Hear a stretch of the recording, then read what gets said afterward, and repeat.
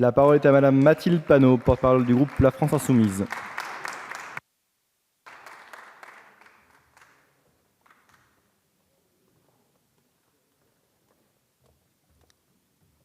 Merci, Monsieur le Président. Monsieur le Ministre, chers collègues, parler de cohésion des territoires quand vous retirez sur 2 ans plus de 3 milliards d'euros à cette mission de l'État, c'est continuer sur la même lancée que votre collègue Muriel Pénicaud, qui se targuait de créer des emplois en favorisant les licenciements. Votre cohésion des territoires passe dans ce budget par la dislocation de l'État. Le Centre d'études et d'expertise sur les risques, l'environnement, la mobilité et l'aménagement, le CEREMA, est l'une des victimes de votre raisonnement budgétaire. Il va perdre 5 milliards d'euros par an sur les 5 prochaines années et d'ici 2022, un quart de ses effectifs va disparaître. Ce groupe d'experts est en réalité un point d'appui décisif pour l'État et nos collectivités. Sans expertise publique, comment vont faire l'État et les collectivités pour faire face aux grands projets tels que les Jeux Olympiques, le Grand Paris? Qui va entretenir et gérer le réseau de routes en Île-de-France? Soyons concrets, Monsieur le Ministre. Le CEREMA est par exemple récemment intervenu sur la demande d'un maire alors qu'un opérateur privé insistait pour qu'il rénove une passerelle dans sa ville, prétendant qu'elle allait s'effondrer, avec bien sûr des centaines de milliers d'euros à la clé.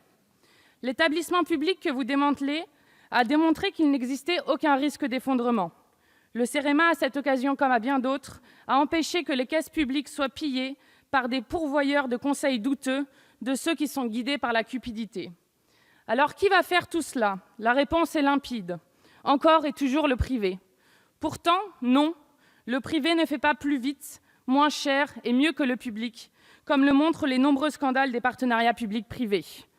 Combien d'argent public perdu quand vous détruisez les établissements publics? En détruisant l'État et ses établissements, vous faites montre d'une certaine ignorance de l'état du pays aujourd'hui. De telles décisions peuvent sembler anecdotiques, mais elles se répètent en de si nombreux points du budget de l'État qu'elles forment une cohérence certaine, pas celle des territoires, mais plutôt celle de leur abandon. Sur la baisse des APL, tout le monde a déjà pu constater le caractère indéfendable de votre proposition. Les premiers d'entre eux sont les plus modestes, qui n'oublieront pas que pendant que vous enleviez 400 millions d'euros d'APL, vous redonniez 400 millions d'euros aux 1000 contribuables payant le plus d'ISF. Tout un symbole. Par la même occasion, vous étranglez les bailleurs sociaux en leur demandant de réduire d'autant les loyers. Et d'ailleurs, je vous invite à aller voir les personnes du collectif Vive l'APL qui sont actuellement devant l'Assemblée dans le froid, en train de manifester pour leurs droits. Eux sauront vous expliquer que non, 5 €, ce n'est pas rien. Ils regardent nos débats et je leur adresse une pensée chaleureuse au nom de la France Insoumise du haut de cette tribune. Certains peinent à payer leur loyer et vous leur offrez le bail précaire, invention sadique s'il en est.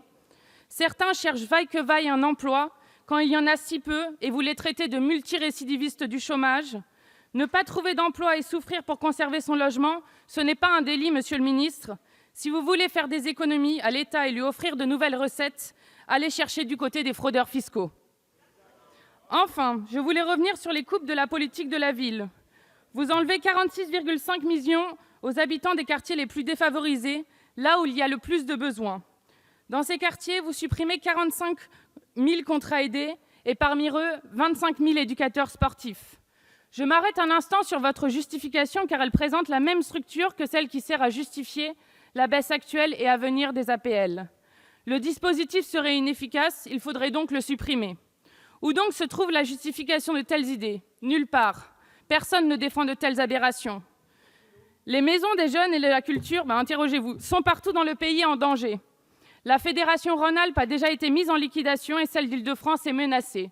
C'est l'éducation populaire que vous tuez et que vous renvoyez à la sphère seulement privée. Nous avons en matière de cohésion du territoire des idées autrement plus audacieuses à vous présenter, Monsieur le Ministre. Cessez de réduire partout la voilure en pensant que magiquement, les services de l'État et des collectivités territoriales fonctionneront mieux.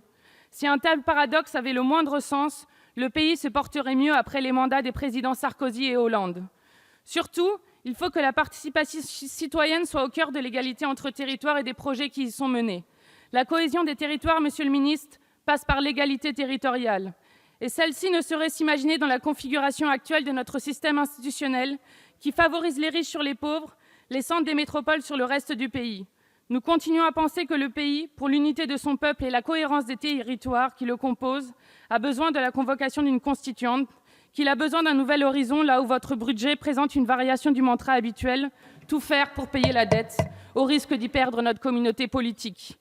Quand vous dites cohésion des territoires, vous poussez toujours plus la logique des compétitivités des territoires au détriment de nos concitoyens les plus modestes. Quand nous défendons la République, sachez, Monsieur le Ministre, que nous disons Merci. égalité. Je vous remercie.